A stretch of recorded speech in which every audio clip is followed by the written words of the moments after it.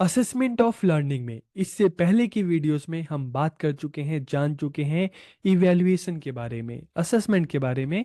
हमने ये भी बात की कि इवैल्यूएशन के क्वांटिटेटिव टूल्स कौन कौन से हैं और क्वालिटेटिव टूल्स कौन कौन से हैं। इस वीडियो में हम बात करने वाले हैं planning and preparation of test, कि कोई भी टेस्ट है उसको कैसे प्लान किया जाता है, किस तरह से उसको तैयार किया जाता है। तो इस वीडियो में हम इसी पॉइंट पर बात करने वाले हैं, इसी पॉइंट को जानने वाले हैं। तो वीडियो को आखिरी तक देखिए और वीडियो कैसा लगा कमेंट करके ज़रूर बताइए। तो वीडियो को हम शुरू करते हैं और सबसे पहले हम बात करते हैं planning and preparation of test की परीक्षण की योजना और तैयारी कैसे की जाती है। तो इस वीडियो में हम जिन पॉइंट्स पर बात करेंगे, प्लानिंग ऑफ टेस्ट की परीक्षण की योजना बनाना, फिर हम बात करेंगे preparation of a design for the test की परीक्षण के लिए डिजाइन तैयार करना, प्रिपेयरिंग ब्लूप्रिंट की ब्लूप्रिंट तैयार करना। उसके बाद हम बात करेंगे कि ब्लूप्रिंट तैयार करने के बाद किस तरह से क्वेश्चन पेपर लिखा जाता है। और उसके बाद हम बात करेंगे प्रिपरेशन ऑफ द स्कोरिंग की एंड मार्किंग स्कीम की, जब क्वेश्चन पेपर बनाया जाता है तो उसके बाद जो स्कोरिंग की है, मार्किंग स्कीम है बनाई जाती है, उस बेस पर जो पेपर चेक करते हैं वो बच्चों को नंबर देते हैं। और लास्ट में हम इसके एनालिसिस विश्लेषण पर बात करेंगे। तो एक एक करके हम इन सभी पॉइंट्स को जानेंगे। तो सबसे पहले हम बात करते हैं प्लानिंग ऑफ टेस्ट की परीक्षण की योजना बनाना, कि किस तरह से जो टेस्ट है उसकी प्लानिंग की जाती है, परीक्षण की योजना बनाई जाती है। कि मान लो आप सोशल साइंस बच्चों को पढ़ा रहे हो, तो आप ये जानना चाहते हैं कि बच्चे ने एक टाइम पीरियड में कितना सीखा है। तो आप क्या करोगे, आप प्लानिंग करोगे टेस्ट की। तो क्या क्या चीजें हैं, सबसे पहले आइडेंटिफाई ऑब्जेक्टिव की, उद्देश्यों का निर्धारण करना। उद्देश्यों का निर्धारण करना का मतलब है कि आप जब जो टेस्ट लेने जा रहे हैं तो आपके क्या ऑब्जेक्टिव हैं। ठीक है, आप उस टेस्ट के द्वारा क्या क्या जानना चाहते हैं कि बच्चे ने हिस्ट्री में कितना सीखा, जियोग्राफी में कितना सीखा, बच्चे ने पॉलिटिकल साइंस में कितना सीखा, इकोनॉमिक्स में कितना सीखा। तो सबसे पहले आपको जो ऑब्जेक्टिव है उसको आइडेंटिफाई करना होगा। इसके अलावा बच्चे ने कितना सीखा, कितना समझा, जो भी सीखा जो भी समझा उसको अपनी लाइफ में किस तरह से उसको अप्लाई किया या करेगा, कौन कौन सी बच्चों में स्किल डेवलप हुई। तो सबसे पहले आपको ऑब्जेक्टिव को आइडेंटिफाई करना है। उसके बाद मेजरिंग द कंटेंट कवरेज। अब जब टेस्ट पेपर बनाओगे तो सब जाहिर सी बात है कि आप जो जो आपने टॉपिक पढ़ाए हैं उसी में से आप टेस्ट लोगे। तो सबसे पहले आपको ये भी मतलब डिसाइड करना है कि आप कौन कौन से बुक्स लोगे। जैसे सोशल साइंस की बात करें तो ज्योग्राफी है, हिस्ट्री है, इकोनॉमिक्स है, ठीक है, पॉलिटिकल साइंस है। तो अलग अलग बुक्स है, तो किस में से आप कितना कंटेंट ले रहे हो, कितना चैप्टर ले रहे हो। लेकिन इस चीज का जरूर ध्यान रखें कि आपने जितना पढ़ाया है उसी में से आप ये टेस्ट तैयार करो। ठीक है, जो नहीं पढ़ाया उसको मत लो।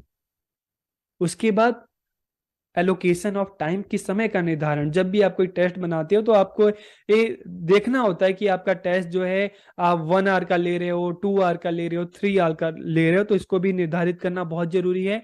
उसके बाद मैक्सिमम मार्क्स की कितने मार्क्स होने हैं। ठीक है, आप 30 का रखते हो, 25 का रखते हो, 50 का रखते हो, 60 का रखते हो, 75 का रखते हो। तो ये चीज भी आपको डिसाइड करनी है पहले ही। उसके बाद focus on each topic and area in the question that belong. कि जब भी आप एक क्वेश्चन पेपर बना रहे हो तो देखिए, सोशल साइंस की बात करें तो इसके जो अलग अलग एरियाज है, जियोग्राफी है, हिस्ट्री है, इकोनॉमिक्स है, पॉलिटिकल साइंस है, आपको सारे एरिया कवर करने हैं। ये नहीं कि आपने क्वेश्चन बनाए तो सारे के सारे जो क्वेश्चन है आपने हिस्ट्री में से उठा के दे दिए, पॉलिटिकल साइंस में से कुछ भी नहीं दिया, इकोनॉमिक्स में से कुछ भी नहीं दिया। तो सभी एरिया को कवरेज करना है, जितना आपने पढ़ाया सिलेबस वो कवर करना है, और अलग अलग जो सब्जेक्ट है सबको ही कवर करना है। ओके, अब हम बात करते हैं preparation of a design for the test. की चलो आपने सोच लिया कि क्या ऑब्जेक्टिव है, कैसे करना है, अब कैसे डिजाइन करना है तो इसको भी हम देख लेते हैं। तो देखिए, सबसे पहले अगर हम डिजाइन की बात करें, वेटेज टू ऑब्जेक्टिव, उद्देश्यों को महत्व देना। तो उद्देश्यों की जब हम बात करते हैं तो देखिए इसके भी अलग अलग टाइप्स हैं। Knowledge, understanding, application and skill. कि बच्चे को जो भी आपने सब्जेक्ट पढ़ाया तो उस सब्जेक्ट के बारे में बच्चों को कितनी नॉलेज हुई। ठीक है, नॉलेज। फिर बच्चे ने उसको कितना समझा, और समझने के बाद एप्लीकेशन किस तरह से अप्लाई किया, और स्किल, बच्चे में कौन सी स्किल डेवलप हुई, प्रॉब्लम सॉल्विंग स्किल डेवलप हुई, डिसीजन मेकिंग स्किल जो डेवलप हुई, बच्चा चीजों में अंतर करने लगा। तो इस सारे के सारे ऑब्जेक्टिव आपको करने हैं कि बच्चे को किसी भी सब्जेक्ट में कितना ज्ञान है। ठीक है, उस सब्जेक्ट को कितना समझ रहा है, उस टॉपिक को, उसको किस तरह से यूज कर रहा है। जैसे एप्लीकेशन में आमतौर पे क्या होता है, एप्लीकेशन में हम देखते हैं, जैसे सोशल साइंस की बात करें तो यहाँ पे जो मैप्स बच्चों को दे देते हैं, ठीक है। तो इस तरह की चीजें हैं। स्किल में कोई भी आप सिचुएशन दे दो ताकि आपको एक चीजें पता चले कि बच्चा चीजों को कितना जान रहा है, कितना समझ चुका है चीजों को, ठीक है। तो इस तरह से जो ऑब्जेक्टिव है, तो ऑब्जेक्टिव को भी अलग अलग जो ऑब्जेक्टिव उनको वेटेज देना है। अब जब आप थर्ड सेमेस्टर में जब स्कूल्स में जाएंगे, लेसन प्लान बनाएंगे, तो ये ऑब्जेक्टिव बार बार आपके सामने आएगा कि नॉलेज, मान लो आप बच्चों को सोशल साइंस पढ़ा रहे हो, ठीक है। सोशल साइंस में आपने बच्चों को इंडस वैली सिविलाइजेशन या हड़प्पा संस्कृति जो है, सिंधु घाटी की सभ्यता आपने पढ़ाया। तो देखो, नॉलेज की बात करें तो हमें बेसिक नॉलेज है कि सिंधु घाटी जो सभ्यता है, सिविलाइजेशन है, उसका संबंध जो भारत से है, ठीक है, भारत से है। और वहीं से जो हम भारतीय सभ्यता का जन्म हुआ, इतना तो पता है। लेकिन जब हम अंडरस्टैंडिंग की बात करेंगे कि उसके बारे में जानना कि सिंधु घाटी की सभ्यता कहाँ तक फैली थी, भारत में कौन कौन से स्टेट है जहाँ पे आज भी इसके जो अवशेष हैं पाए जाते हैं, तो इसके लिए तो उसको आपको पढ़ना जरूरी है। तो अंडरस्टैंडिंग, ठीक है। एप्लीकेशन कि अब चलो, जो भी सिंधु घाटी की सभ्यता है, मैप में जो क्वेश्चन आ गए, तो मैप में दिखाना है कि भाई कहाँ कहाँ सिंधु घाटी की जो सभ्यता है, कौन कौन से एरियाज हैं, आप मैप में उसको दिखाओ। तो उस चीज को आपने अप्लाई किया, ठीक है। और स्किल की बात करें तो उसके बारे में कि वहां पे किस तरह से लोग रहते थे, सारी चीजें उसके बारे में आप पढ़ते पढ़ते बार बार जब हम किसी चीज को अभ्यास करते हैं, कोशिश करते हैं, तो धीरे धीरे जानते हैं। तो जो हमारी जो स्किल है उस चीज में डेवलप होने लगती है, चाहे प्रॉब्लम सॉल्विंग है, चाहे डिसीजन मेकिंग है, चाहे अंतर करना है बाकी बाकी और जो सभ्यताएं हैं, ठीक है। तो इस तरह से जो ऑब्जेक्टिव है उनको वेटेज देना, ठीक है। और उसके बाद फिर वेटेज टू कंटेंट, कि अगर हम कंटेंट की बात करें तो चैप्टर वाइज, कि किस चैप्टर में से, मान लो आपने ज्योग्राफी का एक चैप्टर लिया, हिस्ट्री का एक चैप्टर लिया, इकोनॉमिक्स का लिया है, पॉलिटिकल साइंस का लिया है, अलग अलग चैप्टर हैं, तो किस चैप्टर में से कितने मार्क्स करें। तो मतलब सभी चैप्टर जो आपने पढ़ा है सभी को कवर करना है। तो इस चीज को भी ध्यान देना है कि preparation of design for the test की जब करो, तो आप सारे अलग अलग जो सोशल साइंस के सब्जेक्ट हैं, जो जो चैप्टर्स आपने पढ़ा है, तो ऐसा नहीं कि सिर्फ एक ही चैप्टर में से दे रहे हो, आप सभी चैप्टर में से कुछ ना कुछ जो है क्वेश्चन बच्चों के लिए बनाओ, ठीक है। उसके बाद weightage to form of question की क्वेश्चन, तो ऐसे टाइप क्वेश्चन, जैसे आपने बोर्ड का एग्जाम दिया होगा, तो ऐसे टाइप क्वेश्चन है, शॉर्ट आंसर टाइप्स क्वेश्चन होते हैं, very short answer types question होते हैं, ऑब्जेक्टिव होते हैं। तो इस तरह के जो क्वेश्चन है, तो जब आप क्वेश्चन पेपर इस तरह का टेस्ट तैयार करो तो उसमें वैरायटी होनी चाहिए। ये नहीं कि सारे आपने ऐसे टाइप क्वेश्चन दे दिए, ये नहीं कि आपने सारे वेरी शॉर्ट आंसर टाइप दे दिए, आप इसमें वैरायटी रखो, ठीक है। उसके बाद वेटेज टू डिफिकल्टी लेवल, याद कीजिए जब आप बोर्ड के एग्जाम दे रहे होंगे तो स्टार्टिंग के जो क्वेश्चन है थोड़े इजी लगते थे, फर्स्ट से लेकर 10th क्वेश्चन इजी लगते थे, फिर धीरे धीरे एवरेज और लास्ट तक पहुंचते पहुंचते फिर डिफिकल्टी लेवल स्टार्ट हो जाता था। तो जब भी कोई क्वेश्चन पेपर बनाओ तो इस चीज का ध्यान रखो कि उसमें इजी पोर्शन भी रखो, एवरेज भी रखो, और डिफिकल्ट जो लेवल है वो भी होनी चाहिए। ऐसा नहीं कि पूरा क्वेश्चन ही डिफिकल्ट बना दो, पूरा ही एवरेज बना दो, पूरा ही इजी बना दो। तो इन चीजों को ध्यान में रखना चाहिए, डिफिकल्टी लेवल को। कोई कुछ क्वेश्चन इजी भी होने चाहिए कि जो हर बच्चा कर सके, कुछ एवरेज होने चाहिए, और कुछ डिफिकल्ट होने चाहिए। तो इससे क्या होगा कि क्लास में जो बच्चे हैं उनके लेवल का भी पता लगाया जा सकता है। फिर हम बात करते हैं प्रिपेयरिंग ब्लूप्रिंट।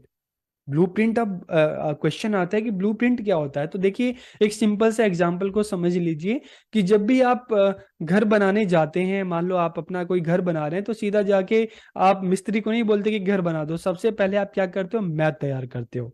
एक पूरा जितना भी आपका जमीन का एरिया है, तो उसके हिसाब से आप मैप तैयार करते हो कि कितनी आप 2 BHK बना रहे हो, 3 BHK बना रहे हो, घर का क्या साइज है, किस रूम का क्या साइज है, किचन का क्या साइज है। इस तरह से आप क्या करते हो, पूरा मकान का एक आप पूरा मैप बनाते हो। तो इसी तरह से जब कोई क्वेश्चन पेपर बनाया जाता है, तो क्वेश्चन पेपर बनाने से पहले उसका पूरा एक ब्लूप्रिंट तैयार किया जाता है।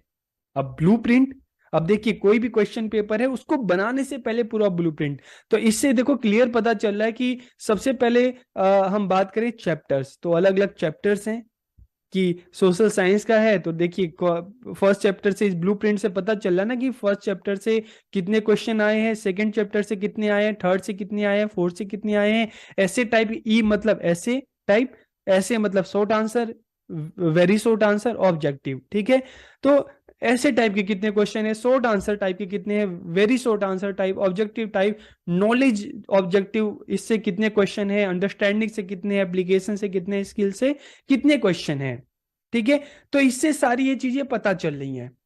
तो जिस तरह से घर बनाने से पहले मैप तैयार किया जाता है, उसी तरह से क्वेश्चन पेपर बनाने से पहले उसका पूरा ब्लूप्रिंट तैयार किया जाता है। तो ब्लूप्रिंट से साफ पता चलता है कि जो क्वेश्चन पेपर बना है तो उसमें कितने चैप्टर्स लिए गए हैं, कितने चैप्टर से कितने क्वेश्चन लिए गए हैं, कितने नॉलेज बेस्ड हैं, कितने अंडरस्टैंडिंग बेस्ड है, कितने एप्लीकेशन बेस्ड हैं, कितने स्किल बेस्ड हैं। ठीक है, तो इसलिए ब्लूप्रिंट बनाना बहुत जरूरी होता है ताकि क्वेश्चन पेपर का स्ट्रक्चर पता चल सके। तो इसमें भी आप देखिए कि जो ब्रैकेट के अंदर है वो क्या है, क्वेश्चंस हैं, और जो ब्रैकेट के बाहर है वो क्या है, नंबर है।